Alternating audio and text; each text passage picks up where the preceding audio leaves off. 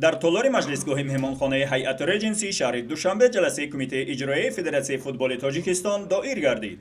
در این جلسه موضوع دعوت کنفرانسی حسابات انتخاباتی فدراسیون فوتبال که هر 4 سال یک بار دایر می شود مطرح شد.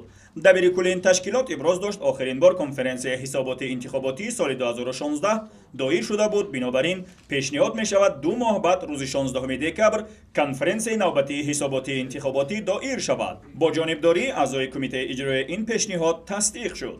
همچنین در این جلسه موضوعهای جاری برگزاری چمپیونات تاجیکستان نیز مطرح شده، مسئولان فدراسیون و لیگ فوتبال کشور با معروضه‌ها برآمد کردند. بیان شد 6 باشگاه فوتبالی کشور پیشنهاد کردند که تعداد دسته‌های لیگ عالی کشور به 12 تیم افزایش داده شود. دیرکتور لیگ فوتبال ضمن ارائه معروضه با اشاره به وضعیت فعلی در جهان و تاجیکستان و ذکر عامل‌های دیگر عملی کردن این پیشنهاد در موسم آینده را غیر امکان دانست. تاکید گردید در صورت فراهم شدن امکانات و زیرساختارهای ضروری در سال 2023 به این موضوع برمیگردند.